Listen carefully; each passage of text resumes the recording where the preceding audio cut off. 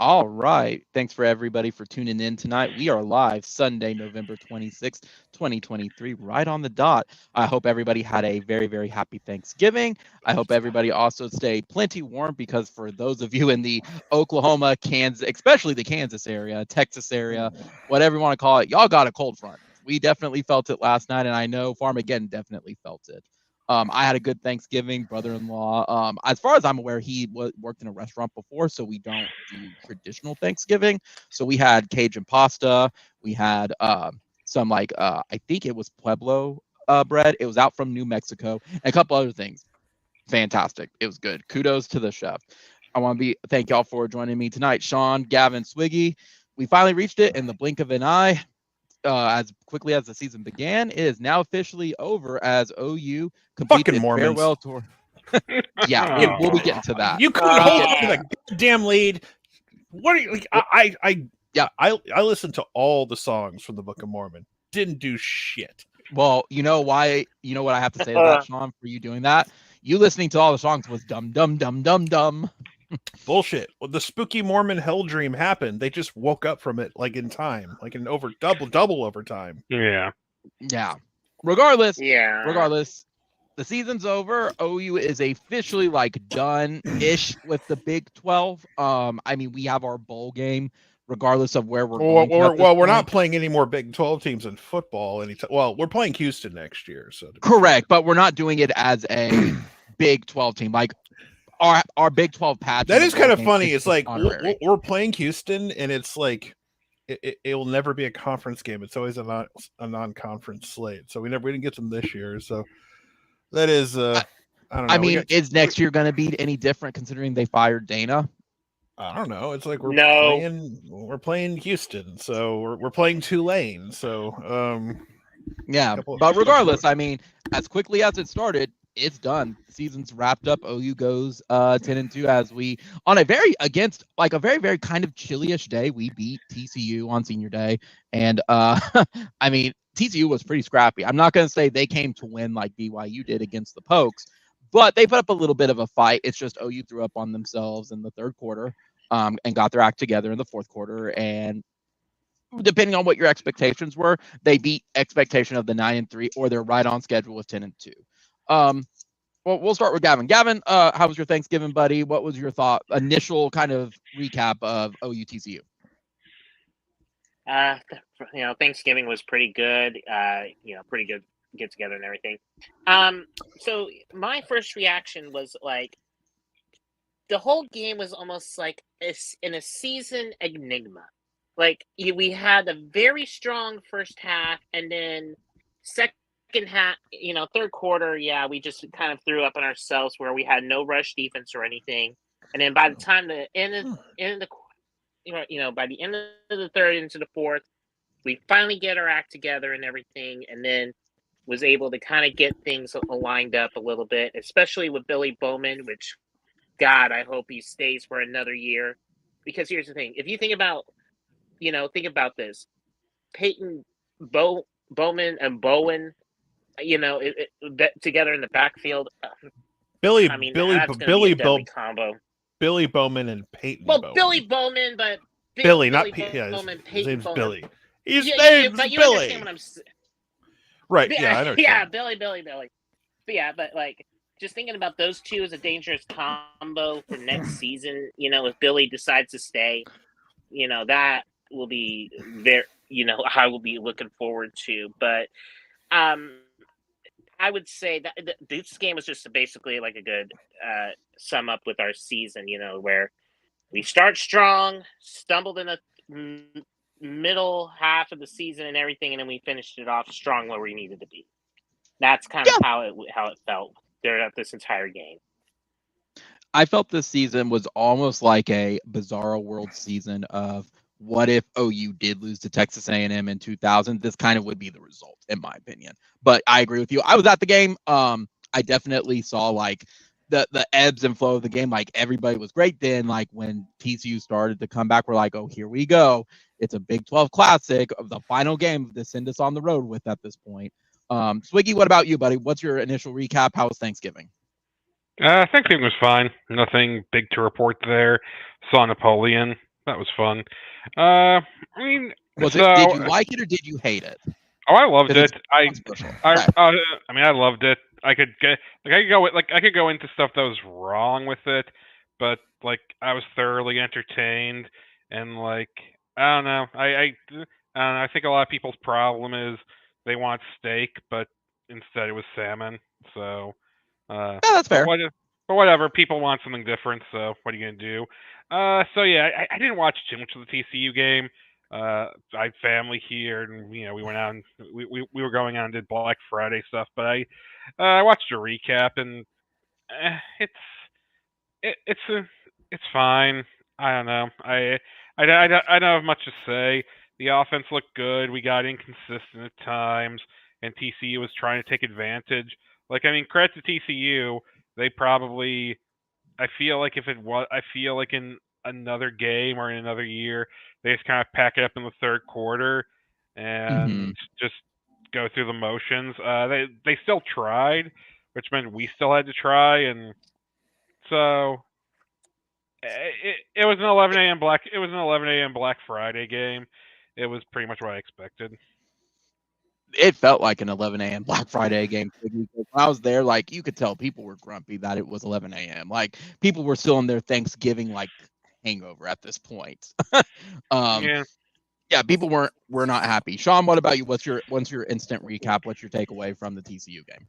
I mean, at the end of the day, it was you finished off with a win. You got 10 wins, and it was a great senior day. And a lot of guys took the walk, and just because they walk doesn't mean they're not coming back. But I think you all know who is and who isn't at this point for the most part. It's I could make the easy joke and say 69 points is nice and all, but I'm not going to. But nice. It's I wasn't going to do it, but you had to ruin it there. You had to ruin everyone's night. Thank you. I came away from that game, with with a moment of clarity. Just when you get to that point, and obviously you're waiting for things to happen like that night and the next day, and hoping things would turn up. But I'm overall satisfied with how the season went. It wasn't perfect. Were there problems? What college football season is? They're never problems. Like, even the really good ones, you have moments where you're like, I don't know if we're going to win next week. But it's the ebb and flow of college football. Yeah, I appreciate what overall we got to experience this year. So I think Dylan Gabriel is a guy that's not going to get enough love after he's gone, and however his career turns out in the pros, if he does anything, or if he's like a 5-year and out guy or whatever. But yeah, I feel like we got a little momentum, just a tad. Would I have liked to be playing this Saturday in Arlington? Absolutely. But, mistakes were made, and, the person everyone blames is now not going to be here anymore. So, woo! I mean, I'm so sad. Freddie was fine. I'm not. Y'all know my opinion. Since last season, I wanted him gone. I'm celebrating. I have no shame. I mean, it's weird. We're spoiled as a fan base when it comes to offense.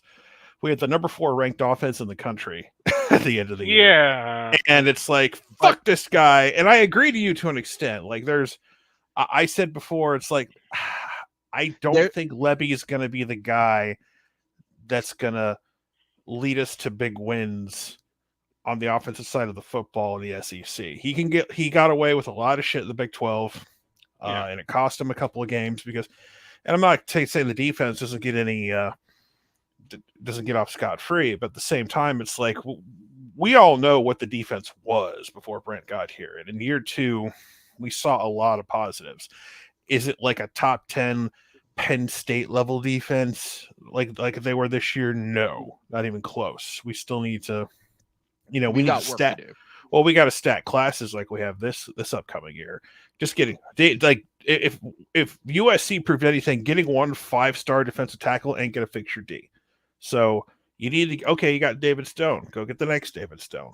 Go get the next Nigel Smith. Go get the next Danny Okoye or whatever. You got to stack those classes if you want to be elite and you want to win SEC championships, make the playoff on the reg, and like that's what's exciting about next year. So beating TCU, it would have been nice if it was someone else that was more familiar. I mean, granted, we played TCU for a decade now, but it's like we barely got to play the old Big 8 essentially. Yeah, this whole thing was being held together by chewing gum and rubber bands and shit like that. So paper clips and whatnot, kind of like my blinds that are I got those fancy blinds that that's one piece you pull down and rise up, but the glue that's holding each piece together is like melting on each layer. So it's like I had to use literal safety pins to like pin it back on top, and it keeps on I gotta replace it. It's stupid.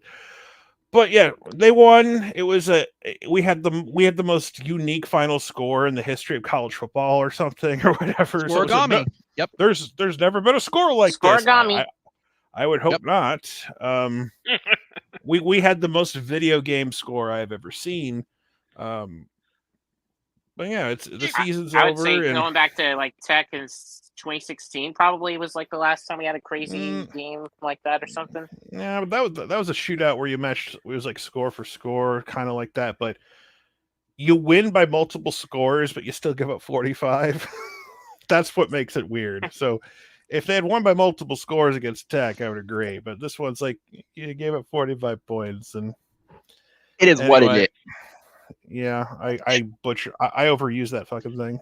Say that phrase. But I mean, it's what all y'all said. Like, it kind of was described the season. The first half OU was not second half OU. Some of that's a tribute to injuries. Some of that's a tribute to them taking their foot off the pedal. That was kind of what we got for the TCU game yesterday. I mean, what can we say about offense and defense? They were pretty much the exact same. Dylan probably played one of the better games he played yesterday. Lebby called an okay-ish game yesterday. Knowing that he's not going to be here anymore. Well, he was chucking it deep. Like they were abusing TCU's back seven. And it was great. They put up 69 points. I have a hard time to complain about that offensive performance. I just have a hard time complaining about the offensive performance.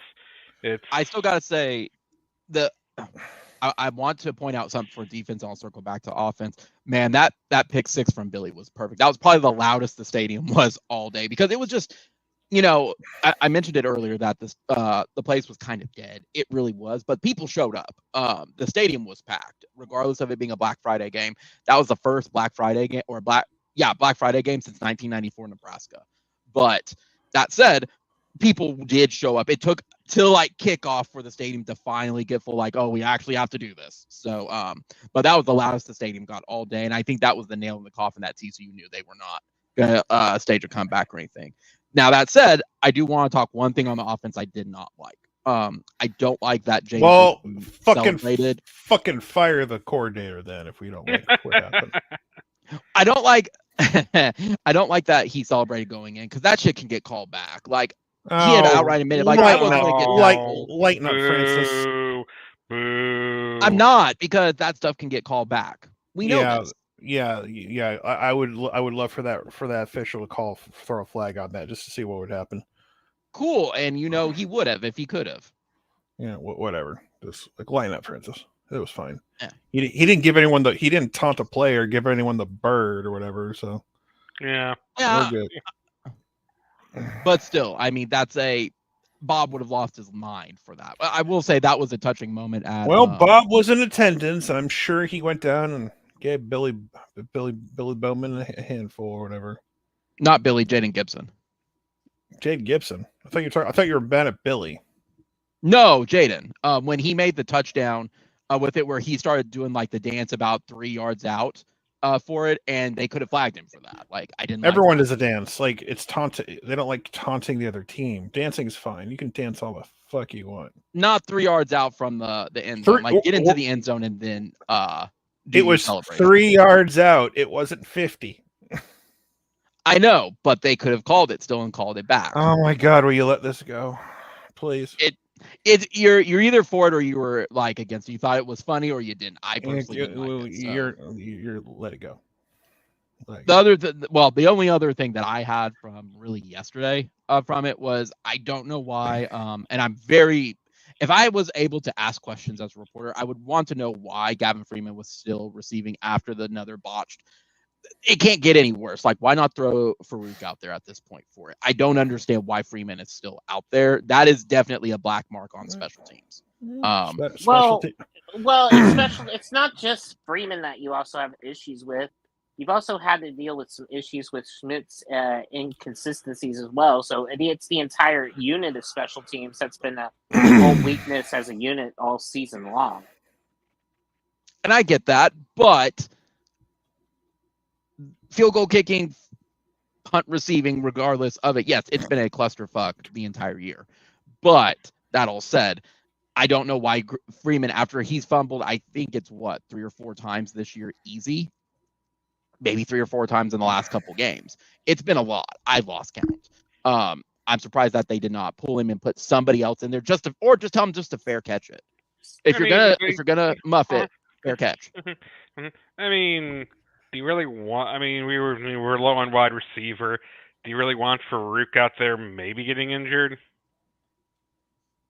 Maybe put someone else in there then at this point. I don't know who. I mean, it doesn't really matter.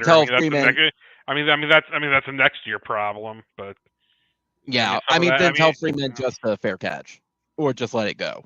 If he can't catch the ball, like, that's a problem. Now I will ask y'all, since I was at the game, I heard a lot that the broadcast crew was absolutely horrible. It was Tim Brando. What the fuck do you expect? I didn't know who was on the crew besides Spencer Tillman. Tim fucking Brando. And Spencer Tillman. Right, like I just said. Yeah. Yeah. I don't mind Spencer Tillman. I don't care. It's like Tim Brando's a fucking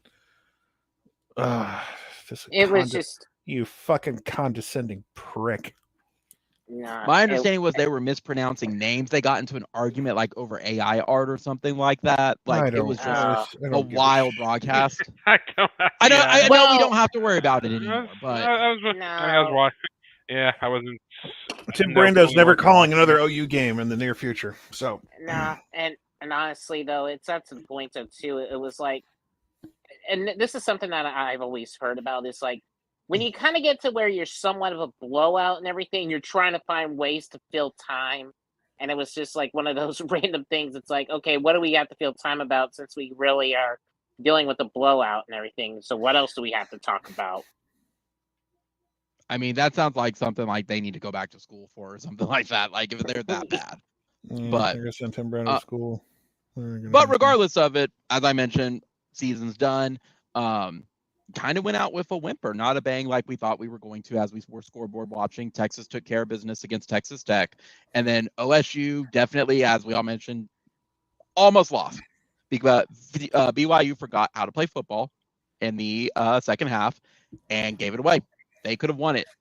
They absolutely could have won it, and they just forgot. I don't understand what the game plan was. It was all aggressive and then turtle it the rest of the game. Well, I thought they could.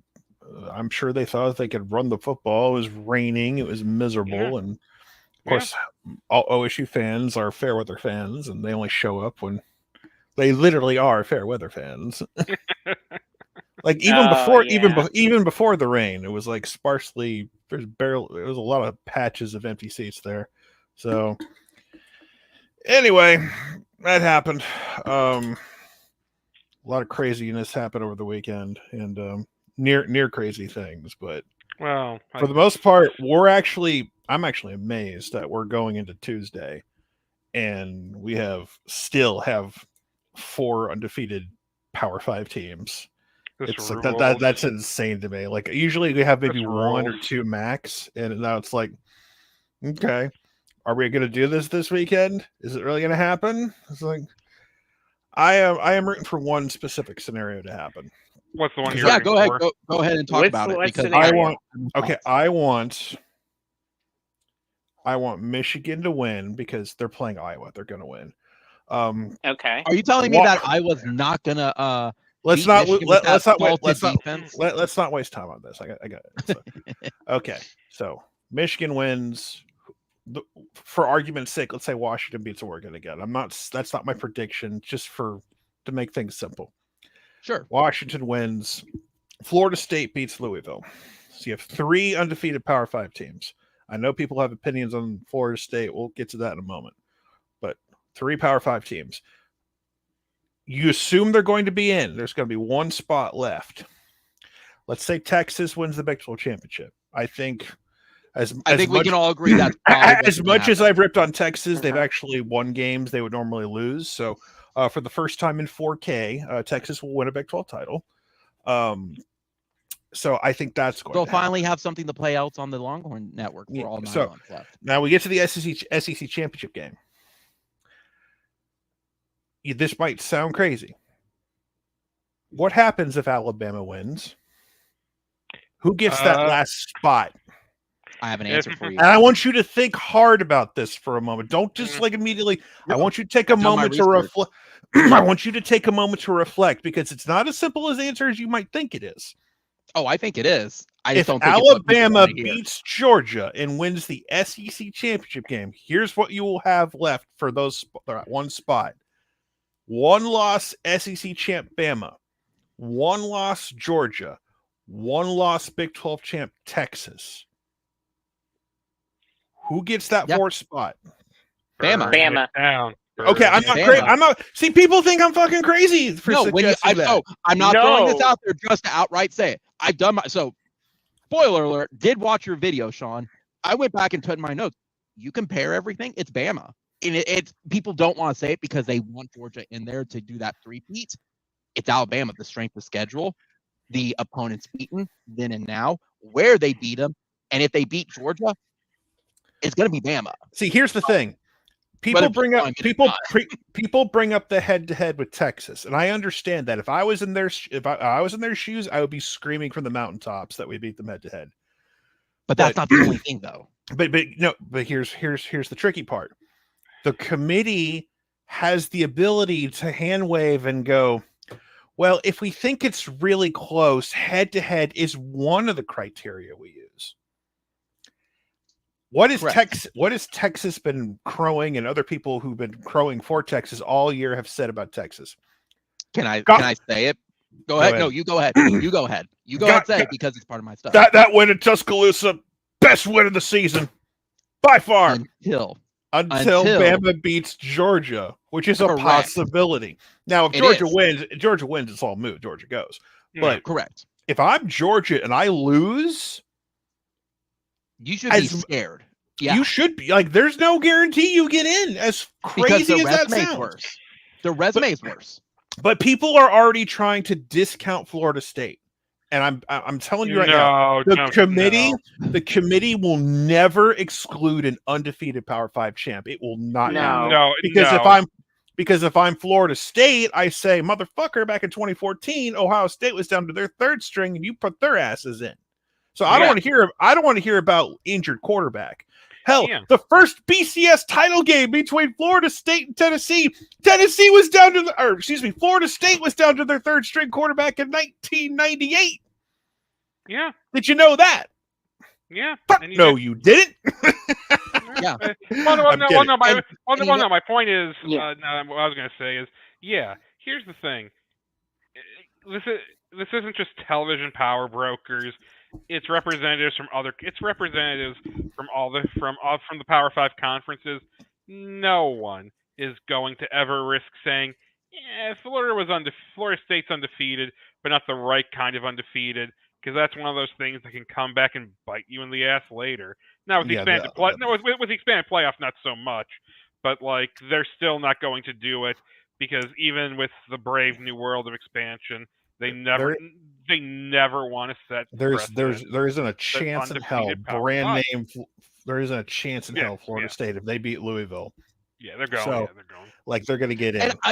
And now Pac-12 title game. Just to clarify, that's a win and you're in. It doesn't matter who it is. Washington or Oregon, they're in. They're too close. Yeah. Now, and I'll say this too, Sean, is ironically, so if Bama does beat Georgia, the entire irony behind it is, by Texas not playing OU, they would be obviously left out. No, I actually screws them in the long term. Yeah, I said that last night. I said that today. It's like I think the problem is you don't have that ability to say we avenged our only loss. Beating OSU is not going to help their cause. It's no. OSU's going to be ranked like in the 20s. OU would have been top and they're going to drop out afterwards. Yeah, and it's like, and we can get to where OU's going to go bowling in a little bit, I guess. But Tuesday the debate's going to be on, and they're going to talk. They're going to set up what they think. Like everyone's going to scream it. This is the most interesting rankings revealed Tuesday night we've had all year. And with very little change. Michigan beat Ohio State. Regardless how I feel, they're getting in at this point. So I'm not going to yell about that anymore. Like they cheated and got away with it until the NCAA takes away whatever fake things they won that doesn't exist. They can't put up a whatever the fuck. So it's man, I cannot wait. I'm rooting for Bama. They got away. They got like the kick six. You got a partner with you now.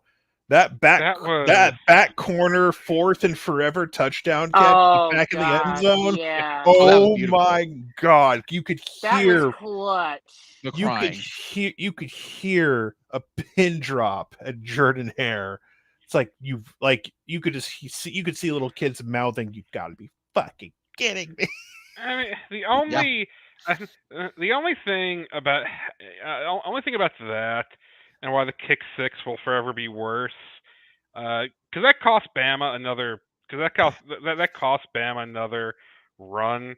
While Auburn, I mean, you'd rather be 7-5, but like for Auburn, that's. It would be a great 7-5 if you beat Bama. Oh, it would be. You were one play away from making it happen. I'm not defending. Well, 2 plays. Because, number one, how do you muff that punt so bad? Because I honestly believe if they don't muff that punt, they can just run it down. I was too busy watching BYU and OSU to really. I kind of kept an eye. I kept an eye on that game. Well, there was a bad muff punt that set Bama up, and then Bama really should have lost. I mean, the thing is, like, as weird as it sounds, Milroe being back at the 30 was probably better for him because he is good at long passes. Like, as weird as it sounds, like if he had been at like the 20, if it had been 21, he probably would have missed it. But I mean, that's Bama. I mean, I agree. I think Bama probably makes it in that scenario. But we don't. I mean, who the hell knows? Who the hell knows what's going to happen? Just like Dan Wetzel wrote an article saying that if Bama wins, that the SEC would be locked out of the playoff. I'm like, no way. I mean, listen, I know CM Punk. No. I know CM Punk came back to WWE and hell has frozen over, but it's not that cold yet. No, there's no way you are not keeping a one-loss SEC champ out that just beat the defending 2-time champs for the SEC title, who it's just not happening. There's no way. So if you're Texas, you need Louisville to upset Florida State. You need another loss, another upset to guarantee you getting in if you go ahead and take care of business against OSU. So yeah, I just think I don't think bring it up. Rooting for Bama to beat Georgia is not going to be the instant success you think it's going to be. I promise you, because it will be the last. It won't be the last thing they see, but man, if the last time you see Alabama, who I and many other people wrote them off dead, they're dead. It's over. Did it here. I did it. I was like, I admit it, but they have slowly but surely grinded their way to this point. I don't care I don't care how ugly it is. I don't care if it's a 13-12 game. You win that game, you go to the playoff. This is a team that like messed around on the road at South Florida for 3.5 quarters. Because they could. That's the sad part. Because they could. Because the defense was just, South Florida ain't going to do anything. We just got to pound our way to a win because we don't know who the quarterback's going to be. Milroe he's blossomed a little bit. He ain't perfect. He ain't Tua. He ain't he ain't Bryce Young or anything like that. But I think could be better next year. I mean, okay. That's the one X factor. Like that's the one X factor because I really think Bama can do it, but they've also played with fire. Georgia's much better than pretty much anyone else in the SEC who they've faced, and it all depends on Milroe because well, like you saw, Milroe went from being the GOAT in that Auburn game to making just a great throw and giving them a chance, and I mean they won it. But yeah, they're gonna need Georgia's still good. Georgia's still Georgia. I do think. Well, Georgia didn't look like Georgia very much last night at times. Yeah, I'd say. Well, what's what I was saying. I think they weren't in danger of losing that game, but it was like you letting Georgia Tech hang around, man. That's interesting. I think Bama's going to win. So if I was Texas, I'd really, really start rooting for Iowa and Louisville. Well, okay, let's see. Iowa's winning that game. Okay. Iowa has no shot. I don't think they will. Zero shot. I'm just saying I'd start rooting for them. You need to root for Louisville. You need to root for Louisville. You need Louisville. You need to root for Louisville. Yeah. Okay. So we all have this though too, and I know we talked about with like Washington though too. And you said there will be little impact if Oregon does win that game with the one-loss Pac-12, correct? Yeah, if Oregon because they avenged their loss. Yeah. Well, not just that though. The Pac-12 top to bottom is like the best conference this year. Yeah. Just top to bottom. Big Ten's garbage. You know, the SEC is okay. ACC is okay. Big Ten is Big Ten's trash. Big Ten is trash. Like it is like it, and you know I'll just say it. Penn State doesn't have a functioning quarterback. They're awful. Ohio State doesn't have a functioning quarterback or coach. Oh man, Ryan Day's only. McCord's good enough. He's not CJ Stroud. I mean, if they had CJ Stroud, Ohio State. Oh yeah, we would. Yeah, we would have won that game. But God, I hate Ryan Day. You know what? I don't care what people say. I get he's a great recruiter. I get that he's out recruiting Saban. But you know what? When you're that cowardly in the games that matter, like your most memorable moment, your two memorable moments this year, calling out Lou Holtz, saying Ohio against the world, and then just laying a total egg in that Michigan game. Everybody wants to fight the world. It's like I know. Yeah. I don't want to fight the world. The world's gonna win. I'm only one man, so yeah.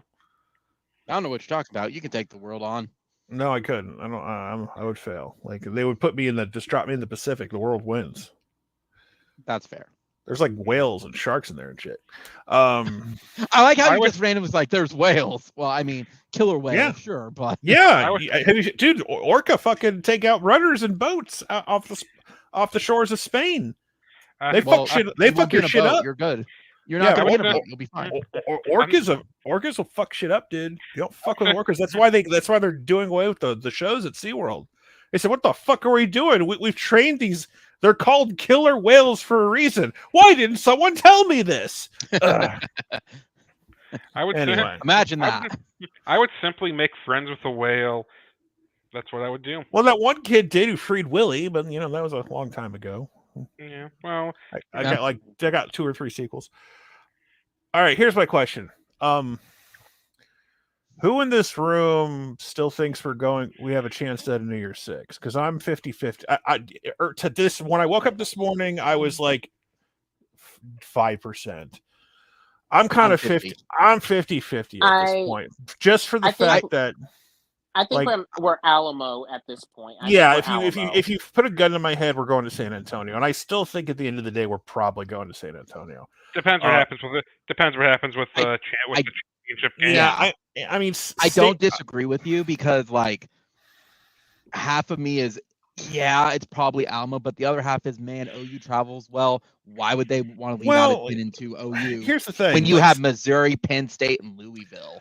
Well, no. Here's the thing. Well, Louisville is going to, if Florida State wins and goes to the playoff, Louisville's going to the Orange Bowl, guaranteed. That's just going to happen. People need to accept that.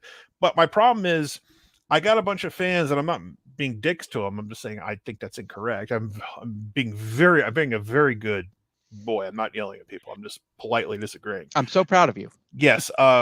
People are trying to tell me, well, the Big 12 is supposed to get a team in, but the Sugar Bowl's a playoff, and they're like, no, that's not what the rules are. Just because the Sugar Bowl is our contracted bowl game. Normally, if it's a non-playoff year, it's SEC versus Big 12, but it's a playoff game. The other bowl games aren't obligated to pick a Big 12 team just because of that. Like the contract bowls are the Rose Bowl, the Sugar, and the Orange Bowl. Everything else is kind of up for whatever. Correct. You got to remember that a group of 5 champ is going to get in. So right now it's Tulane. I think what would help Oklahoma if SMU were to win the American, that would, because if they win that spot, and now they may not get it because Liberty's undefeated. Are they going to rank 2-loss SMU over undefeated Liberty? That's another thing I'll look at. I don't know how that's going to work. We'll see. But them being ranked now helps a little bit. SMU took them forever to get them in there. I was like, where's every week I go, where's SMU? But if Texas wins the Big 12 but doesn't get in the playoff, or if they get in the playoff, I don't want that to happen because throw up in my mouth a little bit. But if Texas were to win, I think they would. If they don't go to the playoff, I think they're Cotton Bowl bound. Andy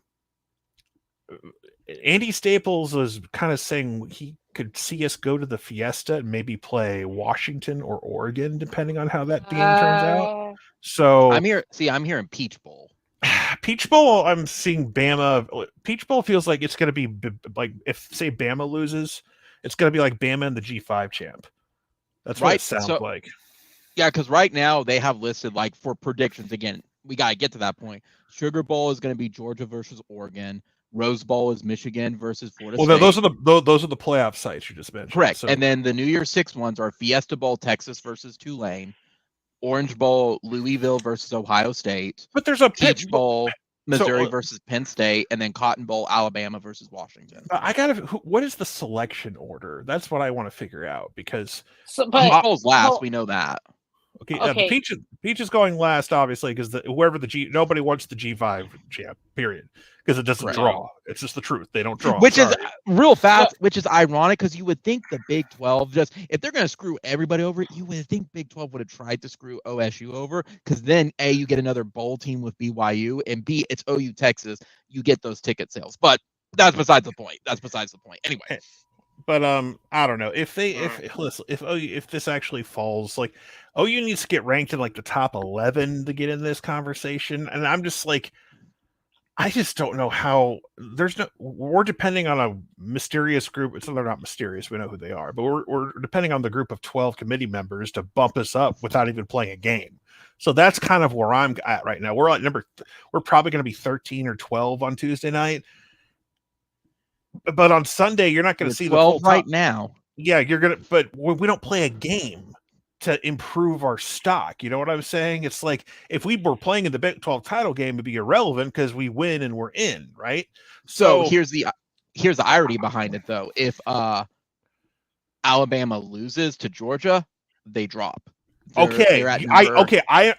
looked at that, though.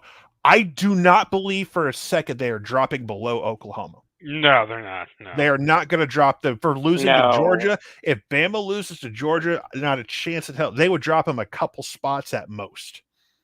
Gotcha. They're not dropping. They're not dropping them past 12. That is not happening. Yeah, their 2 losses would be probable Big 12 champ Georgia. Texas and Georgia. You're staying in the top 10. You ain't dropping Alabama out. Gotcha. They lost to Georgia. Come on now. That's what they would say. It could be just our luck is this year where we have 10-2, but we're not good enough.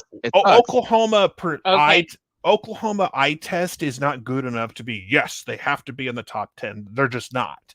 If that were true, we would be above Mizzou. We'd be above Penn State. We'd be above Alabama. You know what I mean? Or not Alabama. Yeah. You know what I mean? Yeah. So It's just I just like everyone's saying it's more likely we're going to get in. It's like, guys, it's like No, we're hoping the committee, when they redo these things, don't just care about the top 4 and they try to take care of, like, they fill those spots as they see fit. Basically, I'm not holding out hope that they're just going to bump. If we're not visible next weekend, it's really hard for me to think that they're going to say, Oklahoma did beat the Big 12 champion Texas, and they did beat the American champion SMU. So their resume is a lot better. We should put them in. I don't know if they give a shit about that enough. No, then do that. I'll throw. You said top 11, right? I think it's the top 10, top 11, because the G5 team has. This is the last year we got to do this bullshit because it's a 12-team playoff, and all the New Year's Six bowls are playoff games at this point. 5, 6, 7, 8, 9. There's 12 spots. And well, then, yeah, one goes to a G5. There is one route. There is another route. Texas loses to Oklahoma State. That will bump them out. But OSU gets in. OSU gets a bid. They go to a major bowl. Then you just swap though with Texas at that point of they get to go in, but Texas drops down. OU still jumps. If OSU wins, they're going to a New Year's Six because they won the Big 12. Correct. But then that still bumps us up to a potential at-large because that bumps Texas out. Yeah, but I don't think that is going to happen. I'm having trouble wrapping my head around that, and people are trying to tell me like all these things. It would have to be, to me, it's going to be the deciding factor of our ticket. I mean, y'all make fun of me for it, but it's a true thing. Will it influence them of ticket sales to pick a certain team if it's an at-large, not a. But the only place you could send Oklahoma where that would really matter is like you put them the Cotton Bowl against whomever. That's really it. Yeah. And we're not. Again, we're the same situation we were a couple of years ago. It's like, oh, we got the Cotton Bowl. We'll play Florida or somebody, and then it's like that's another thing. It's like if we play Washington, like Andy Staples put us against Washington in the Fiesta. It's like would Michael Penix even play? He's not in the playoff. Like that's the other thing. It's like getting to the prestige of playing in a New Year's Six is like not the same as it was 20 years ago. It's not really appealing. And it's not what it was when OU was in the Sugar Bowl. No. That's why we're very thankful that we're going to have this playoff. Well, yeah, the last time it matters when we played Bama, like 10 years ago. So it's like that's the one. That's like now Bama pretended they didn't care after the fact that they lost. So fuck them. But it's like people get mad at me sometimes when I poo-poo bowl games. Like, well, guess what? All these players don't want to play in them, so why should I give a shit? Yeah, not like next year. It's like it's about can you get in the top 12?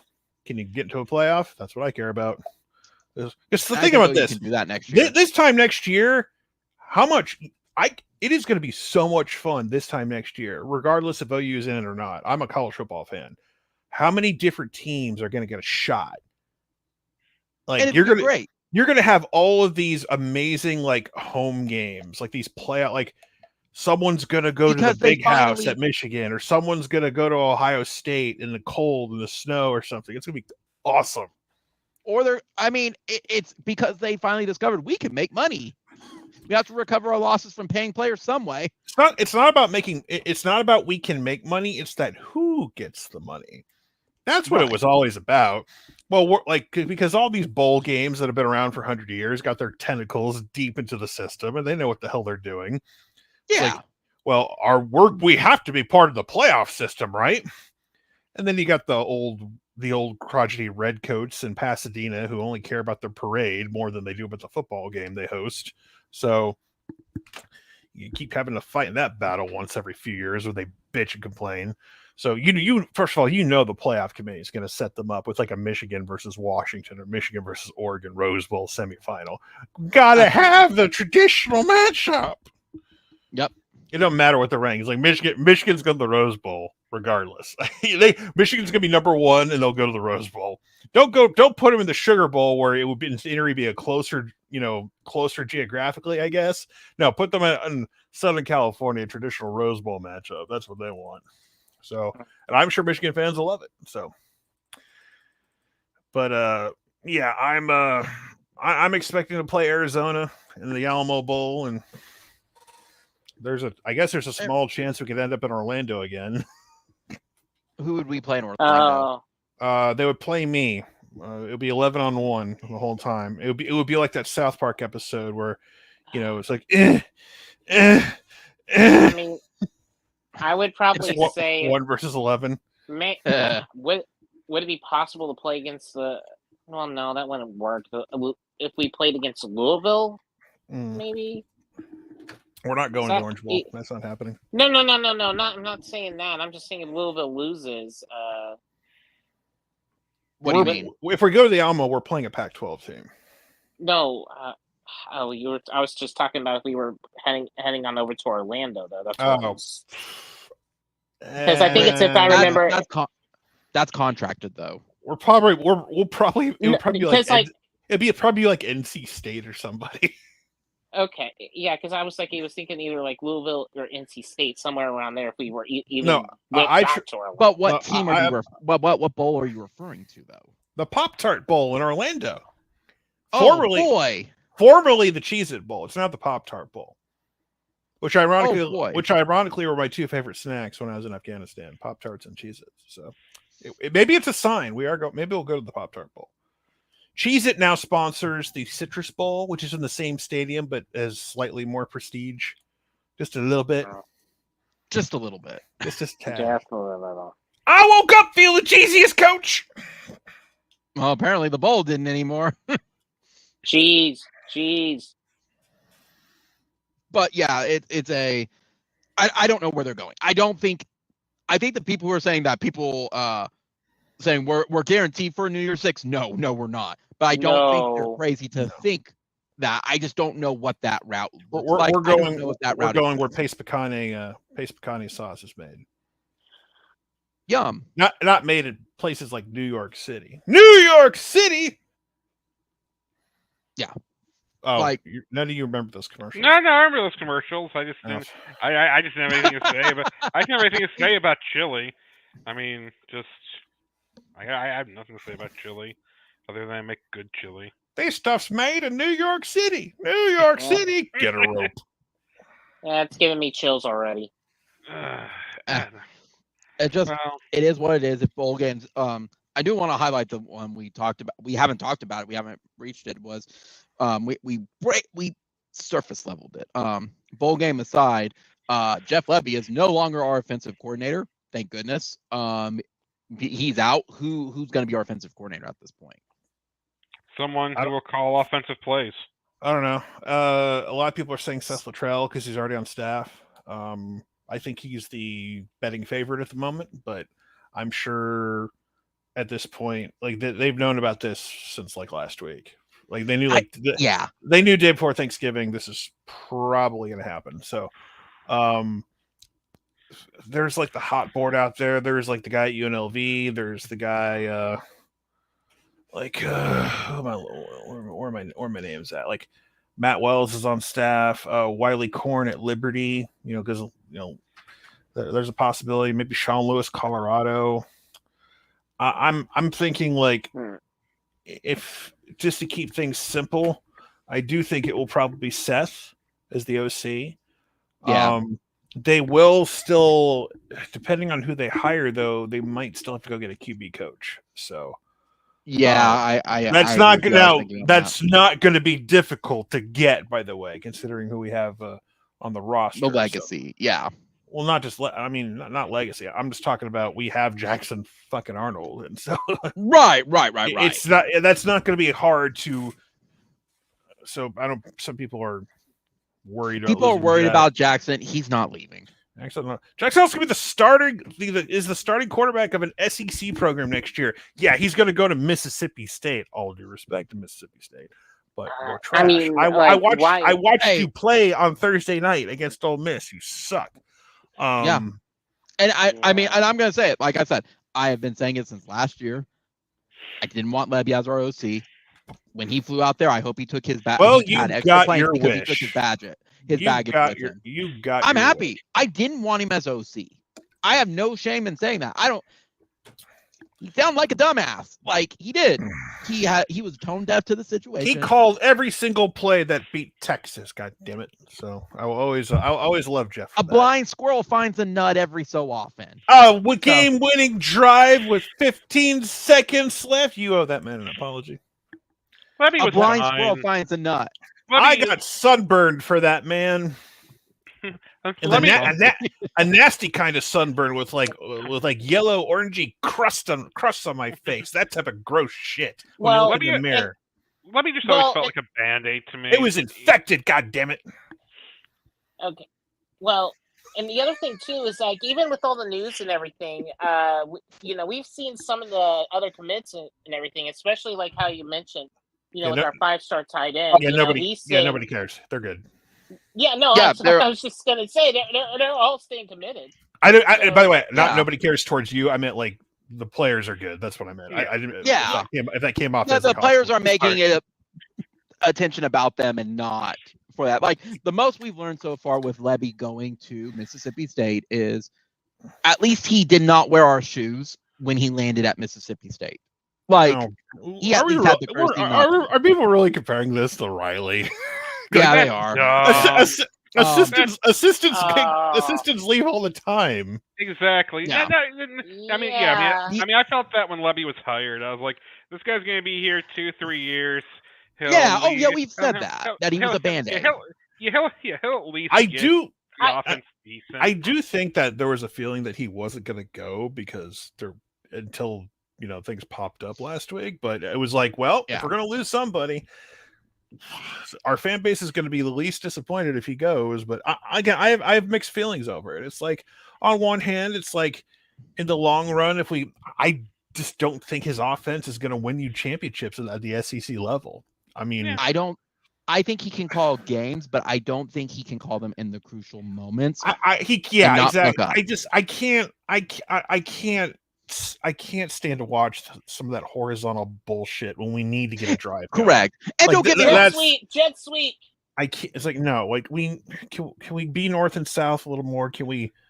Yeah, and don't get me wrong. I understand his offense was probably held back a bit because we could not get the run game going because of the inconsistency of the O-line and what's it called? The lack of Stogner until literally like the last 2 games of the season. Well, Stogner, I don't blame him for that. Like I think there's only so much. I think Stogner's done playing football forever at this point. Yeah, I hope so. Yeah, I hope so. They got blood from a stone from him the past couple games where they try to get him the ball, and it's like that's what it kind of looks like if you have a tight end sort of. There is part of me that would kind of wondered what it would be like if he had Jackson at quarterback and maybe Davon Mitchell as a true freshman making contributions, or if the rest of our tight end room could get healthy. God damn, no one. Like I said, that's why I don't blame him for that because that's ridiculous. That's not reading the room essentially for it. I just don't think he could do the crucial plays when it mattered for it in many games this year, or even the games to keep it at arm's length. My only thing with Latrell, I know he kind of runs more of an air raid, so it's like I don't know if they're going to try to keep going with what Lebby does, or if he's like, I don't want to lose the ability. I don't want to have the ball. It's not that we won't be able to run the ball. I hate constant running out of the shotgun. Yeah, I do too because I know it's like a pain in the ass to. I just like there's something about downhill running that if you have the big boys up front who can open up holes, whether it's guard tackle counters or you can just like open up gaps for guys to just boom take off and go and make guys miss. Just I always feel like you're always there's some days where you're running out of the shotgun where you're trying to run those draw plays or sweep plays where it's like you're just taking a little too much time to accelerate or get going. It's like once you like, and I'm thinking 20 years ago, but it's like when you hand Andrew Peters the ball, that acceleration, he's gone. Yeah. He's going to run somebody over. He's going to try. We don't have that guy right now, but just kind of leading into things like I'm really excited for next year. I don't think we're going to win anything special next year, but I'm still really excited for what the potential, what things could be. Just it's the unknown. It could be really painful. It could be really fun and exciting. Who knows? But I think if you can steal a win somewhere and then put people on notice and let you know, yeah, we can play with you. We can play. One thing I do want real fast to say on Lebby too. I do believe, and feel free to disagree. I disagree. I still believe that's fair. I still believe deep down, they told him his marching paper is back as far as Bryan. No, I genuinely believe that. Or it was Oklahoma State. I thought like that with you too, but Scoop totally poo-pooed that. No, they did. Yes, they did. So I was like about 72 hours ago, I was with you on that, but no, I don't believe that was the case at all. Okay. Because I was going to say it's either that or it was like this, you're on thin ice, and then the Oklahoma State loss. You should probably look. No, because at the end of the day, like the offense was clicking the last 2-3 weeks for the most part. Yeah. So. And the offense was fine this year. Like the biggest issues were end of Oklahoma State. It was just hard to get complimentary football at times. Yeah. Well, yeah. And the other thing too was that when Stutzman got out from the Kansas game, the defense was basically an entire team on itself, though, and Stutzman did not play it down against Oklahoma State too. And honestly, with the issues that we have there, though, too, so it's like I don't think the offense was the issue. Where, in fact, a lot of the issues were somewhat with our defense, especially when you don't have your leader out there and he's just basically standing there on the sidelines, throughout the entire game. Injuries are a part of the game, and you got to. I know, I'm with you, but I'm just saying that doesn't, involve it to the offensive side of the ball. That's what I'm just getting. It really is amazing how if you can change one or two plays, it's like. You're probably you're in the playoff conversation right now. Just one or two plays, basically. That's why. But I know next year it's like Dylan's gone. From what I understand, I think Andrew Ram is gone. Real fast, you said with Dylan, tying this all in too. Do you think he stays one more year? No, not at OU. Jumps to the draft, or does he go with Lebby for one more year? No, he ain't doing that shit. He ain't going to Mississippi State for a year. Why? What the fuck would he do that? I didn't think so either, but I'm starting to hear chirping of maybe Lebby spoke to him like, I need you for 1 year. I don't know why he would, but he's not someone who's going to go before like round. He's not going to go the earliest, but why would that's it doesn't make sense because he's not gonna. There's not like what is he gonna have a better year than this year? No, I agree with you. He's not going to have a better year going down and playing with Lebby. I mean, it's not going to work. Oh, I agree. If you want to, the only argument you can make is like, well, it's a loaded quarterback class, and it's like, okay, but let's not pretend Dylan was going to be a high draft pick then anyway. Let's not pretend he's a day 1 or even a day 2 pick. All due respect to Dylan. No, so he's fifth round to undrafted. So like because again, he's had his history of injuries. The last thing you want to do is go down there and get hurt, fuck around and find out, and then all of a sudden you're screwed. So, I mean, I think there's a chance he doesn't play in the bowl game at this point. He might, but I've gone back and forth. I think if you're an OU fan, it gives you more reason to watch the bowl game because Jackson will get the snaps. I think and depends if he feels the bowl game could help. But at this point, we're playing a bowl game anyway, so yeah. I'd be excited to see the preview of the Jackson Arnold package or what is going to look like for a complete game as opposed to a half against BYU. I think it will vary which bowl game. It doesn't really matter. It doesn't matter. It really doesn't. Well, if we're not going to the playoffs, so it's really irrelevant. No, for Dylan, I mean, if it's a New Year's 6, I could see him staying. If it's I anything else, don't at all because the New Year's 6 don't mean shit anymore.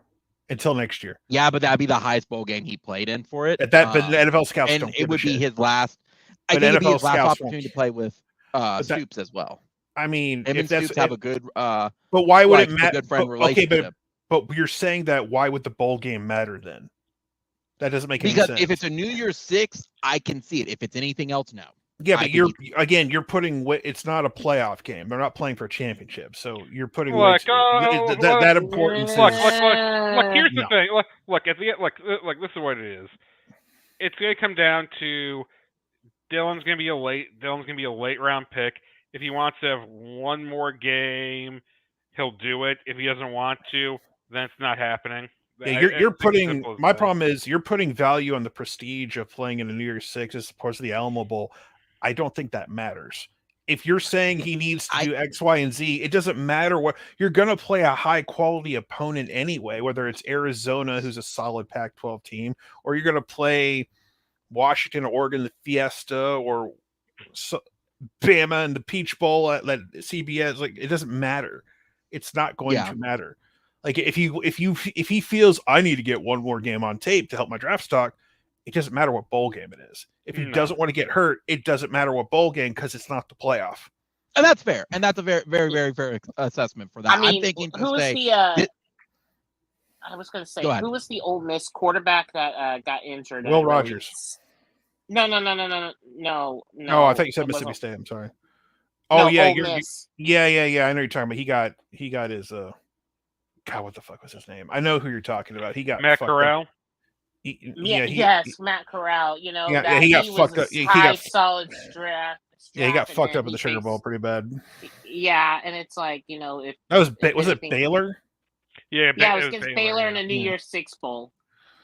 So yeah, it's like I don't see Dylan playing. If his intent is to not play and just get ready for the draft, that's what he's going to do. It doesn't matter what it is. No. So, like, and that's fine. Like I feel, like I said, I think Raheem's gone, from what I understand. Our best wide receiver ever, DJ Graham. He's gone. Oh, fuck you, Brando. Anyway, but yes, that one-handed pick though will be legendary. So I don't care what people say. I guess it wouldn't. It was fourth down. Anyway. I think we even care. You know what kills me with it? I'm like, when I saw, I'm like, who? I'm gonna be honest. I vaguely remember DJ. Like, oh yeah, he did. Well, he switched to wide receiver and he got hurt, and he just never cracked the rotation. It's just, it sucks, man. Injuries are a bitch. So yeah. I mean, the one-handed pick is, it's cute. It's nice. It's like, we made a big play on defense. Oh well.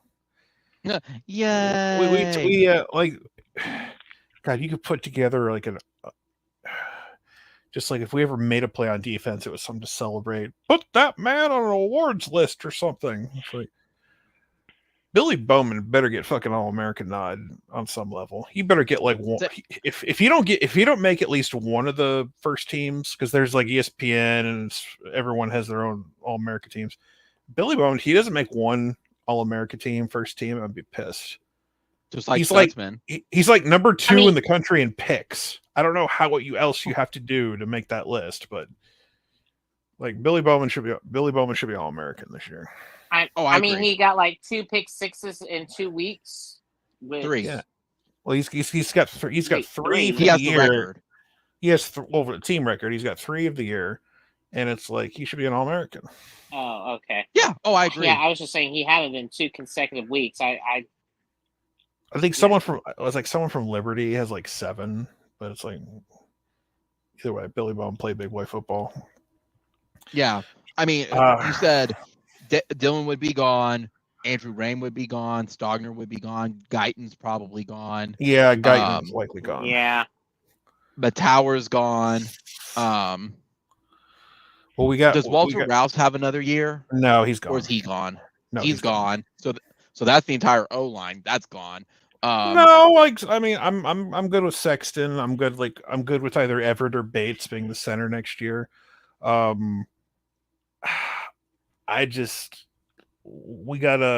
gonna have to portal a couple of linemen just for numbers purposes, and same on the D line. But that's life in college football these days. Yeah, but on in the D line. Huh? do you think anybody's gone from the D line and from the defense just in general? Or do you think they're going to do like one more besides like Trace Ford? Well, I mean, I think Stutzman has a decision to make. I think he should come back. I think that's what they told him, though. He should be coming back. That's my understanding. He should or come back. Oh, okay. My understanding is they're telling him he needs to come back because of the second half of the season hurt his draft stock. He needs to come back. Yeah, that's what I'm hearing from the chirping. I think Stutzman coming back. If Billy Bowman gets a good grade, I'm not going to hold it against him if he leaves. No. Like Peyton Bowen's going to take the next step next year. So yeah, we need guys like Ashton Sanders and guys who have been redshirting this year. Like I've got the redshirt list here actually. Where is it? Who redshirted? Tyler Wine redshirted. Ashton Sanders redshirted. Marcus Strong redshirted. Those are D linemen. Who else redshirted? He didn't redshirt, but PJ maybe take that step next year. Well, yeah, he needs like another year to develop. He had some flashes. He wasn't the monster I wanted him to be yet, but I'm patient. It's all right. Where did he? Oh, I mean, we know someone who's finally leaving, Marcus Major. Oh no, he can come back one more year if he wants to. Oh, I'm not joking. I know it's probably injury. That's why Marcus could come back another if he really wants to. Please don't. Please don't. We got Taylor Tate. Dude, we got Gavin Sawcheck's coming back. We got Taylor Tatum. We good. So yeah. Speaking of which, Dalen Smothers was able to redshirt. Caleb Hicks was able to redshirt. So what about Cade McIntyre? Justin Harrington's coming back. He should be able to because he got hurt. Since he was injured and everything. Yeah, he got hurt like in week 2, so he should get a medical. If you, yeah. I think we missed him a little bit because McCullough is not great in coverage, so that's why they had Kendall Dolby out there playing cheetah when he's not like the so. If Justin can come back and not just health is a bitch sometimes in this sport. Yeah. But it's football. Nobody cares. To me, that's what really hurt the team of the most. It was little chips here and there that really just impacted their stuff. Yeah, I mean, losing Andrew was a huge football. That's football. It's literally every single team ever. Oh, I know. But it's just that it's the battle of attrition. I mean, Sean and I have talked about it at length on here before. That's why the 2000 team did so well. They didn't have really anybody injured. Let me see here. Wait a minute. That's not it. Where is it? I got my list of damn it. Don't do that. Get to the first page. I think we got the list of guys. No, it's not that one. I'm trying to get my list of. Let's go to Scoop. Is it this one? See. Where's the 24th? For what? Sooner Scoop, because it has a list of all the guys who are early enrollees. Oh, like the 20 of them. Yeah. I'm trying to get the list here. So, well, is there anybody we know of that's looking that we're looking at in the transfer portal as well? Well, the portal's not open until the 4th, so I know there's probably guys who've already entered yet. So that's not what I need. Where's the search? This is the search. I mean, well, that's why. I mean, yeah. Well, that's what you're saying. I mean, that's why. That's why. Honestly, I don't know. I don't know. I don't know. The portal sucks.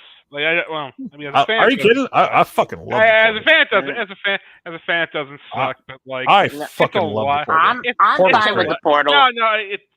Sorry, I'm talking about from another perspective.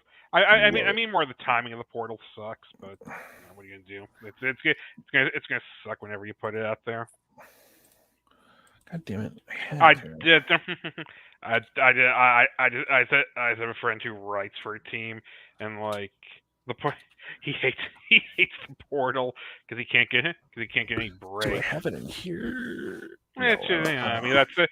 I mean, that's not a fan or any team's problem. It's just right. I mean, the portal's part of it.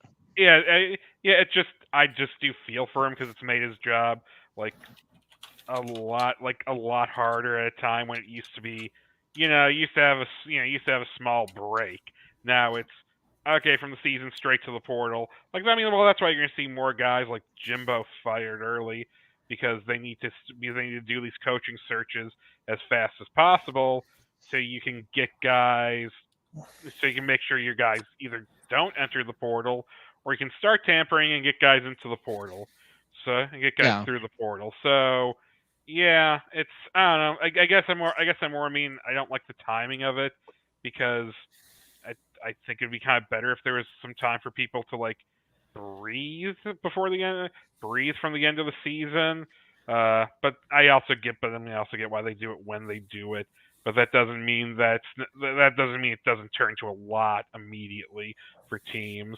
Like once again, like honestly, I mean, looking at it, I honestly thought when A&M fired Jimbo, that they had their guy picked out, and instead you picked Jimbo's old defensive coordinator. So you hated the old regime, and A&M's a cluster.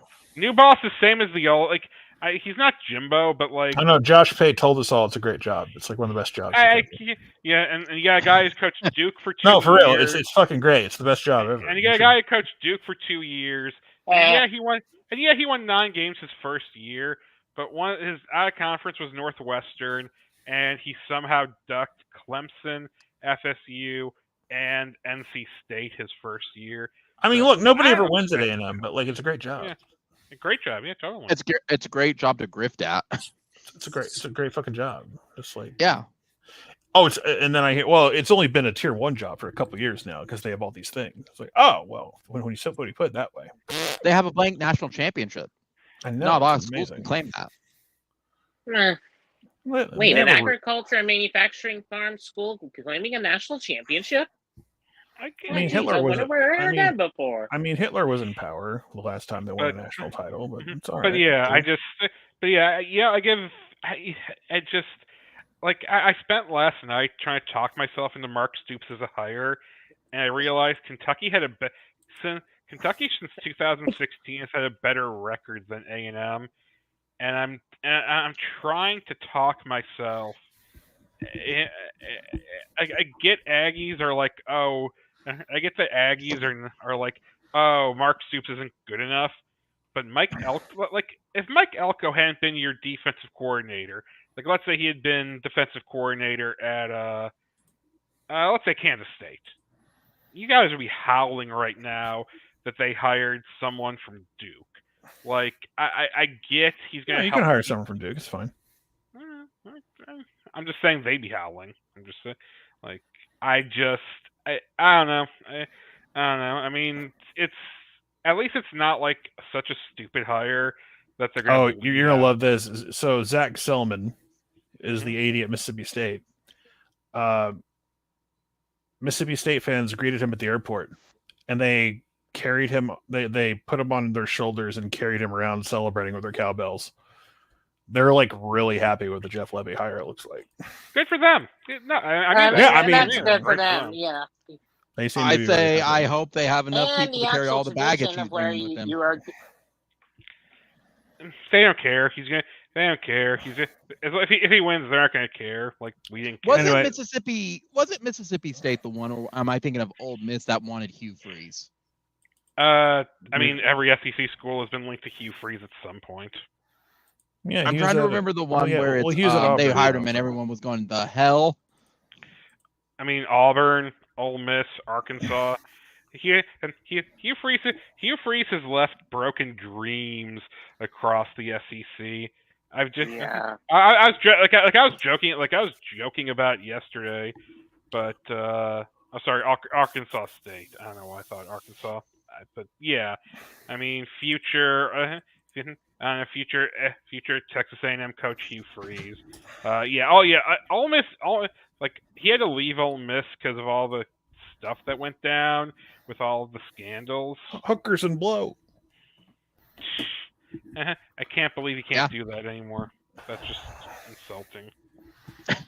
Well, and I mean, A&M will not win a championship until it's a complete culture change, and that's a lot easier said than done. That is a complete get the donors out of it. Well, what's that? Well, the whole Mark Stoops. They're not letting. Well, the whole Mark Stoops fiasco last night. I was like, I was gonna say, you know what? That's probably a real solid hire. I think that'll work out. Oh wait, never mind. Yeah, it sure would. Oh. Hey, and that's my thing. That's my only issue with Elko. I don't have it. Like, I don't have any big issue with it because I think he's a safe. I think he's a safe hire. But you paid $76 million to get rid of Jimbo, and you just go and hire his defensive coordinator. Well, here's the problem. Yeah. With Elko's stock went high. Obviously, week 1 went on Monday night. Duke upset Clemson. Then we realized, oh wait, Clemson kind of sucks. That's why they upset them. Yeah. And Elko was on the short list for Michigan State as well, but they went with the Oregon State guy. Yeah, what's his name at Oregon State instead, which I think was going to work out better for Michigan State. Yeah, but the problem for A&M, the boosters and donors didn't want to pay for Stoops giant buyout because he's got a contract through 2030 at Kentucky. It's like, we just dropped $70+ million. We're not going to do that again. But the fact that they're stupid for doing it in the first place. Well, no, but the fact that they went through that, it's why I laugh at Josh Pate in his stupid opinion about this being because he talks about alignment with the program. Like, motherfucker, nobody knows who the fuck's in charge down there because the school tried to hire Mark Stoops, but the donors said, fuck you. We're not paying that money. So where's your fucking alignment? I'm going to say it. As much as they where's hate your goddamn fucking alignment? Texas and Texas A&M are the same? The same cloth. Yeah. Whether they want to admit it or not, they let their boosters run the show, and you don't let the AD. You can take teams out of the South. You can take teams out of the Southwest Conference, but you can't take the Southwest Conference out of the teams. It's like, why has that not worked out for Arkansas? Go watch Pony Excess. Goddamn. Well, Arkansas is not. They were always the outlier. They're different. Okay. But they're the black sheep. No, they were, but that's how it was back in the old Southwest Conference. They're just it's all these Texas schools and Arkansas. That's what it was. Yeah. It just sounds funny. Just like a little subtext on the 8 great schools of the Southwest Conference from the state of Texas and Arkansas. It didn't make any goddamn sense. And Steven! Yeah, thank you. Prepare to meet Kali, Garnet, Amethyst, and Pearl, and Steven in hell. Good reference. I never thought of it that way, but you're right. I mean, Malaram, prepare to meet Kali. Oh, goodness. Amethyst, and Pearl. I made that video joke once, and it didn't go viral like I wanted it to. But that's okay. That's okay. But no, it's a culture problem. It's a Texas, as you said. I didn't hit the Temple of Doom and Steven Universe crossover crowd. Unfortunately, didn't get to those message boards. But I'm very depressed on that. It's all right.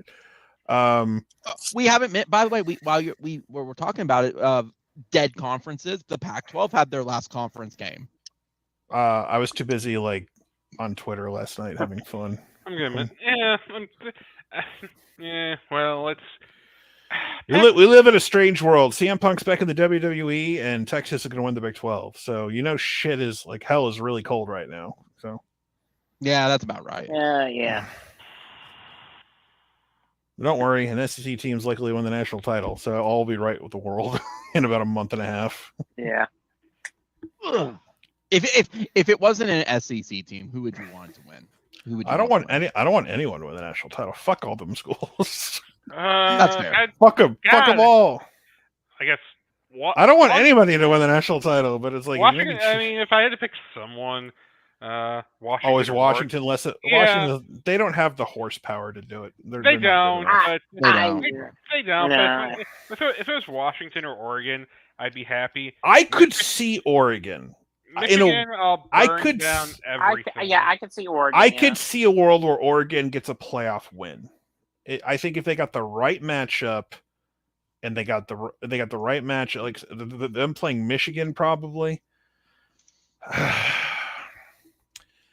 Like if my little scenario takes place, if Oregon plays Michigan, if Michigan's number 1, they're going to go to the Rose Bowl. That's the game they're going to want to go to because they get to pick where they want to go. They'll go to the Rose, and so I could see Oregon beating Michigan in the Rose Bowl, and then getting their shit shoved in by the SEC. Yeah, I can honestly see that too. Lanning's gonna. We live in a world where Bo Nix might win the Heisman, which is weird to say. That is weird. How long has he been there? Not long. He used to be Auburn's QB. 1 year. Yeah, I think like how long has he been playing college football? He's like got to be like. What, well, he got the added 3 years. Well, you get 3 years of added eligibility because of COVID or whatever. Yeah, sorry, this is his second year. Good Lord Almighty! Fucking Bo Nix, who's great. Bo Nix, great at Auburn. Great at home, sucks on the road most of the time. Yeah. Yep. We're gonna have to put it. Yeah, we're gonna have to put an asterisk. It's like this is a record that's never gonna be broken because of COVID. Bo Nix. I think Michael Penix is gonna win the Heisman though, if Washington wins. So, people, I know Jaden Daniels is like the hot pick for LSU. I'm just like, there's something about he's not playing this weekend, so that's gonna hurt. I don't like. Yeah. If Penix or Bo Nix put on a show Friday night, that's your winner right there. Yeah. Heisman moment. Yeah. Well, that's why I said this. Well, that's where ever since we decided the Heisman was a court, Heisman just feels meaningless. It does. We don't, motherfucker. We got 7 statues outside of our stadium. It ain't fucking meaningless. I'm just saying it. I'm just saying it feels it now. You're talking to the wrong fan base. Say the Heisman's meaningless. This is one of the years where it feels. This is a year where it feels it. I'm just. No, it doesn't. Maybe I disagree with that totally. It doesn't feel meaningless at all. Okay. If you want to say Jaden Daniels is the best player in college football, I'm not going to disagree with you to an extent, but I know how Heisman voting works. It's like it tends to go to a quarterback on a playoff team. Yeah, that's how it is nowadays. So, like Jaden Daniels, like if I think it would have been if LSU would have beat Bama, that would have been a slam dunk. Yep, would have been a slam dunk, easy. And if LSU would have played Georgia in the championship, the SEC championship, who knows? But we're not going to get that. So, yeah. Oh, I'm actually curious. Depth chart. Jaden. Oh, and he's gone after this year, correct? Well, yeah, he's a senior, so he ain't okay. I was gonna say next year. Oh man, he's gonna light us up in Death Valley. No. Dude. I actually think we got a shot to go to LSU and win. Yeah, because we're going up against a Brian Kelly team. So even though he's coaching LSU, all offense, no defense. Yeah, it's a Brian Kelly team. So I think we got a shot. What I mean, based on what I'm hearing too, now it might. There's 2 teams OU can face during Thanksgiving week, and it sounds like they want OU LSU during Thanksgiving because every other SC team is playing, over and there's A&M? only 2 others. Yeah, A&M's playing Texas. Yeah. I forgot. Yeah. So there's 2. So there's 2 teams OU has in place for that: Missouri and LSU, and they're sounding like they want OU at LSU for that. That would be a great Thanksgiving game. OU Missouri just sounds like a grown man play date type of fake right. It's like for real. It's like could you imagine like the SEC trying to make that a rivalry? They are still though. Yeah. I mean, it's like here, guys, come on, you know each other. It's like you went to school with you went to the same high school. We went to the same high school with 3,000 other kids, and I think I saw him once in a chemistry class and said hi. No.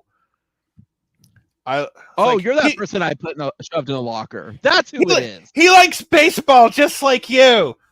I like baseball. I like baseball too. Honey, who the fuck is this? Like a grown man play date.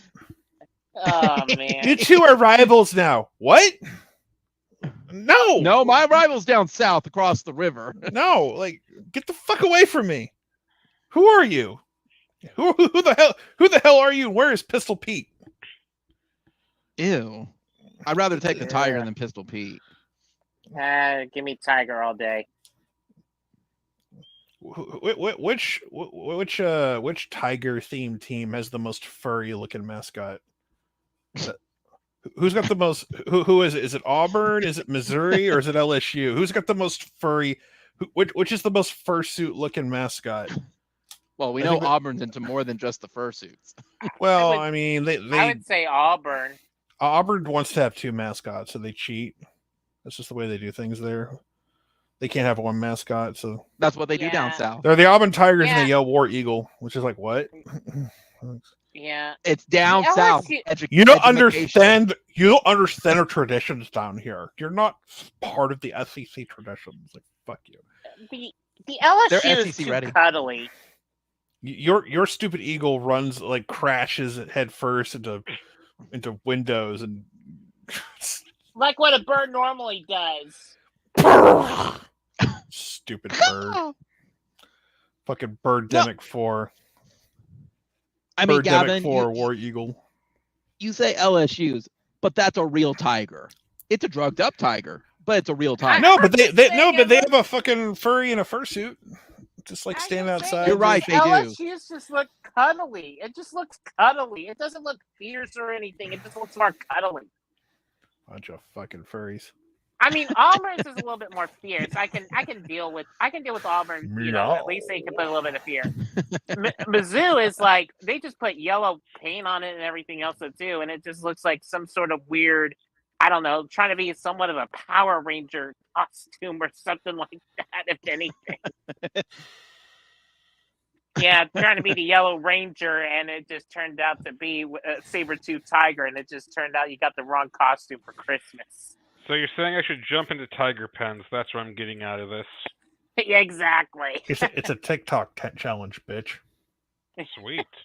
Wow, like and by challenge you mean 3 people did it, so wow, Lebby's getting the hero's welcome here. Look at this shit. I'm seeing all these clips. So many cowbells. Good for them. God damn, they are really happy to have him. Which is weird because he's an Ole Miss alum. Who cares? Which is ironic. No, he's a OU alum.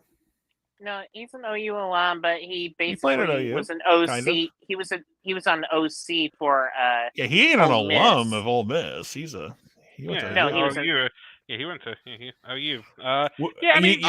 Okay. Then I was under the wrong impression. Then okay. Yeah, I was. Okay. It would be really hilarious. It's like all these people here. It's like, so when do we get to meet Jackson Arnold? Is he on the next plane? And then he has to break the bad news. He's not coming. They'll say, "Oh fuck!" and they all turn around and go home. Just drop him right there. Yeah. They're already leaving the format. And if I remember correctly, they have to. And this is kind of like a weird tradition. Whenever you're on campus or you live in Starksville, you get like your first cowbell from free as a gift or something like that. If I'm not mistaken, it's like some sort of weird custom that they usually have down there at Mississippi State.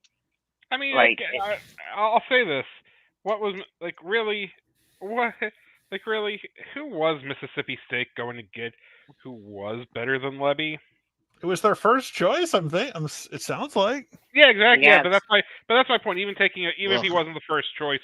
Here's a good one. Who was better? Here's a good one. Oh God, because someone's thinking Dylan's gonna go to Mississippi State. Gonna be crazy when Texas loses to Dylan Gabriel Jackson next year. No, Dylan ain't playing more college football. I would be utterly shocked if that happened. If he came back, that would be nuts. Like, he said, "What the fuck are you doing?"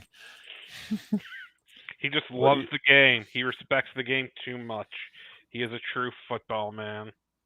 Listen, if he went to Mississippi State, I don't care. We're not playing in Mississippi State next year. So I think Texas. Yeah. No. Texas is, but not Mississippi State because we don't play them until what was it? 25. I have no idea. We have no idea. What is We won't know who plays, Gavin. For because it's only a 1-year thing. There's still, if they want to do 8 or 9 conference games. Oh shit! Texas got Michigan next year. Yeah. Yeah, they do. Yeah, they're on. They go to the big house. So yeah, Texas, but it's not going to mean anything though because Harbaugh's not going to be there. Are you fucking kidding me? Sharon Moore going to probably be the head coach. Yeah. Now look. This is a great time to get Michigan because they're losing like 20 guys off that starting 22. Like everyone's done. Like they're all going. Right. Like that's going to be a rebuilt Michigan team. So, yeah, Texas is going to go up there, probably whoop their ass more than likely. Yeah, I would probably say it too. With the future, I mean, they have. I would say they have the crown prince of college football. Did you see him complete that one pass? It was amazing. Why is he not up for the Heisman? You know what? You're absolutely right. I need to make a fake video talking about that later. Why isn't? Look at this pass. Look at this pass. It's the best thing ever, and he's not up for it. I'm just saying. By the way, my computer messed up like a couple days ago. I was going to make a hilarious reaction video, which it means it wouldn't have been funny at all. But my God, Colin and Joel Klatt had like a crying fest over how feeling so bad for Lincoln Riley and USC. They were so distraught. They talked about how Alex Crinch got on the plane. You know, there's loyalty there. He got on the plane, and it's just like I was doing all this fake crying and shit, and this is amazing. It's like, oh, he got on the plane. He got on the plane. Oh my God. I mean, Jeez. honestly, we knew what you were gonna get, and you got what you deserved. So you know what, USC, you can take it and you can shove it. Thank you very much. He got on the plane. Doesn't matter. I think that's the most violent thing you've said on this live stream ever, Gavin. Kudos. Here's the thing. I have no love for USC whatsoever. Period. End of discussion. And you know what? I don't care if it's football or even, I'll say this, basketball. I don't care. You know, even if LeBron's son wasn't playing or anything, that we actually beat USC for something. Thank goodness. I don't know. I'm over it. OU basketball might be good this year. So I know, but look, I don't care what people say. You know, with us beating USC, or and something and everything else too, I will take anything. Thank the Lord. Thank you. My Magic are good, so there's something right there. Magic, they've won 7 in a row. I mean, I'm looking forward to that. Listen, I'm looking forward to that Orlando Magic OKC Thunder championship series in June. It's gonna be great. Yeah, it would be. Although there is a lot of issues going on within the Thunder right now. Oh my God, will you just roll with it and just be a homer? No. I would love to, but if there wasn't so much headline drama going on. All right, fine. Then Orlando wins the championship. Orlando Magic. It fulfills a 30-year dream. Orlando Magic. Watch out and beware. Yeah. Gonna get you. Love that song. If they actually, so what you're telling me is, if Orlando actually won, there'd be riots in the streets. Yeah, I mean, burn stuff down. I mean, riots. I mean, I just called that Friday night on OBT, but on Orange Blossom Trail. So it's like there'll be cop cars out there. Yeah, there are always cop cars out there on OBT. They're looking for drunk drivers and hookers soliciting. So yeah, that's downtown Orlando. Yeah. I've been to the NBA Finals. It is quite an event. Unfortunately, it did not go my way. So long ago. I had a good time at the old arena. That's crazy. God, we could just couple plays go differently. We win that fucking series. I mean, no different than us with the Thunder. Like, yeah, hey, look, I hate to see it. Look, and when the Thunder made it, I went on Twitter. I was like, look, appreciate this moment. I hope you all win. I really do, but do not take this for granted. this shit, man. Just like It is really amazing because like the Heat were that dominant, but you had Durant, Westbrook, and Harden, and just unfortunately you couldn't do it. It sucks. Because like, they all were competing to be the guy, and they couldn't do the Dennis Rodman, Michael Jordan. It's like that was a fucking and team. Scottie Pippen. So yeah. It's like I'm watching Orlando. It's like I kind of know who some of these guys are, but it's like, oh my god, they're like a real team. There isn't like, I mean, Banchero's the star, obviously, but it's like, holy shit, this actually feels like a team. It doesn't feel like a bunch of fucking prima donna superstar babies who, you know, all just want to play in the same team and never win shit. So the Clippers, or the Brooklyn Nets from a couple years ago, or you know what I mean? It's just like, everyone tried to copy the super team format, and it only really worked for like Boston early on, and then the Heat kind of worked, but. Yeah, I mean, Warriors when they got Durant broke it, but for the most part... Yeah, but the Warriors were good without Durant. Yeah, exactly. Yeah. But that was my point. I was like, you kind of the Warriors. Warriors were a team. Durant. Everyone who knew what their place was and what their role was. Yeah. Steph's going to be the guy. Draymond's going to be the asshole that everyone hates. He's going to be the Black Bill Laimbeer. Everyone's going to hate him. That's just what what he was. Loves kicking nuts. Yeah, he still is. He's a douchebag, but he owns it. Like people hate Draymond Green. I respect the man. He knows what his role is. He leans into it. He has no. He's a goon. He's out there to be a douchebag. He knows exactly what he's supposed to do. Yeah, here's the thing. I still have a lot of animosity towards him playing on the court. I mean, I have no issues with him off the court or anything. But when he's on the court, that's a whole different story. Oh, sure, I totally get it. But at the same time, I respect that he's. You would love him to have him on your team, but absolutely, him, that's the thing.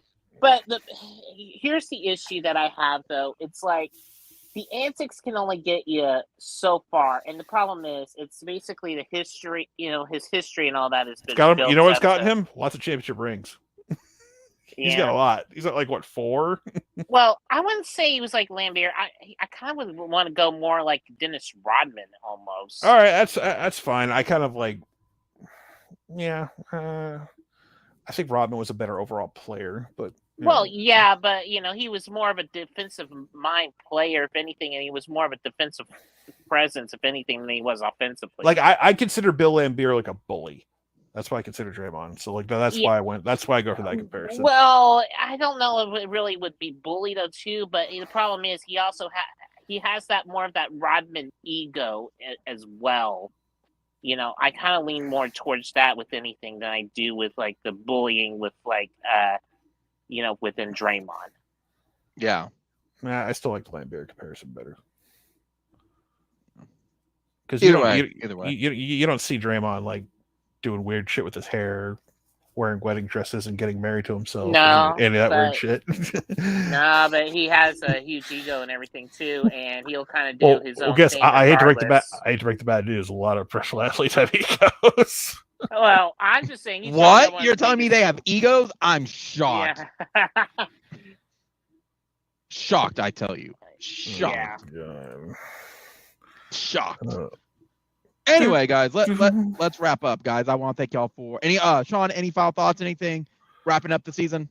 I'm looking forward to signing day in less than a month, and we'll see who declare. We're on official declare watch. Who's going to declare? Who's going to come back? And who's going to transfer? We're down talked about DJ Graham, which most people forgot he existed on the team. I kind of forgot he existed on the team, but I mean, people are, where's DJ Graham? It's just like, he's hurt. Like early years, like we're looking for receivers to do stuff. Where's DJ Graham? It's like everyone just like clawing and grasping at straws, trying to find answers to. No different than no different than Marcus. I'm transferring. Oh, okay. Can I clone myself? Hang on. Hang on one sec. I'll be right back.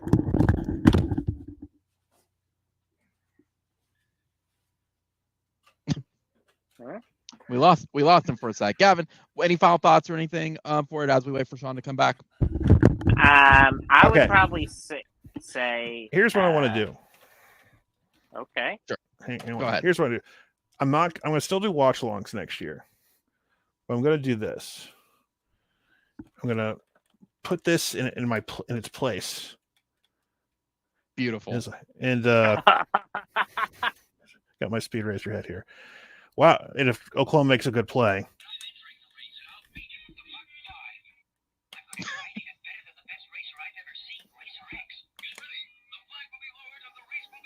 There we go. So that's my speed racer. Beautiful.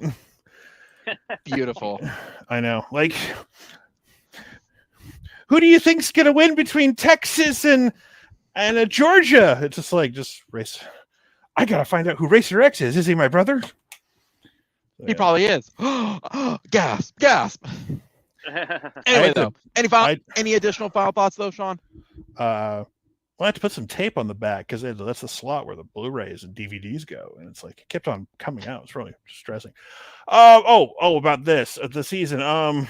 10 games, better than last year. Last week and everything. Yeah. Would have liked to have played for a Big 12 title, but alas, it's not going to happen. We have a trophy for the media guide. It's the Golden Hat. So I think the programs are going we're going in the right direction. And listen, like I'll say this real quick, like going into next year, going into next season, people are going to be freaking out across the country. We have to set new expectations for what a successful year is starting next year. It's going to be different. Yeah. I'm not even just talking about SEC. I mean, everybody. So loss, because people think, no, losses aren't going to mean much. Oh, yes, they will. Because they will still. Yeah. You think they nitpick 4? They're going to nitpick 12 too. Don't just assume. Like the top tier teams are going to be left alone. Like teams like 5 through 12 or 5 through 15, they're going to be part of that club too. And so they need to. Yeah. You need to adjust being nitpicked for everything. Like 5 through 25, you're fighting to scratch and claw and get into the spot. So everyone's involved. Everyone feels like they'll have a chance, but it's like you need to adjust. It's going to take a couple of years, but people are going to. If you lose a game, people are going to lose their shit. It's like, no, it's not over yet. You're allowed to. You get almost like one more, and this will be something we can talk about. Two losses is like two losses is like you're still in about your minimum. That's the safe zone now. Yeah, now is right now. One's the mulligan, and then you're out. Yeah, 3 now is when 2. Yeah, 3 is when you're going to need extra help if you want to. Yes, but you can have 2 losses, but that's good though because you have to play nearly perfect the rest of the way. Yep, but I'm okay with that. It gives a little more wiggle room and a little more breathing room. Gavin, any final thoughts as we wrap up? Nah. I mean, I've already said my piece that I need to for quite a long time this season. No, there's one thing you haven't said, and you'll be very brief on it. Just be very brief on it, Gavin. On it. When is Carl Albert moving to 6A2? They need to move him up as soon as possible. Oh, Lord of mercy. I mean, look, I find it so ironic. Bishop McGuinness, the team that they beat, is moving up to 6A2, and yet Carl's still staying in 5A. Where in the logic is in that? I know I'm serious. OSSA. I know there's. If you can please help this out for me, please, because I would love to hear the explanation for all of this. Because right now, all the best athletes and everything right now, and besides this, we are getting we'll say this, a Mid-Del state championship between Carl Albert and Del City. Just the people everywhere in Midwest City actually won, and it's going to be down over in Edmond. Yep. And guess what you're getting in 6A1 again? Bixby and Jinx. Bixby and Jinx. Oh, boy. And that's going to be really fun. Yeah. I mean, It's same old. So everyone, I want to thank y'all for joining tonight. Be sure to comment, rate, subscribe, like, and hit the bell so you know when we go live or upload a video. Again, be sure to watch some of the older videos, great background noise, as well as gets the numbers up and adds to the algorithm. And be sure to share the channel with everybody. Next week, guys, since we do not have any Big 12 championship, we may or may not live stream on Wednesday. But next Sunday, we're just going to kind of recap the team with this as Team 129. We'll talk about the bowl games, talk about the championship stuff and everything along those lines. So Boomer Sooner, guys, only one. Thanks for everybody for joining this season as well. It's not done yet, but we're almost there. So Boomer Sooner, talk to everyone next Wednesday or next Sunday. Have everyone a good one. Later. Peace.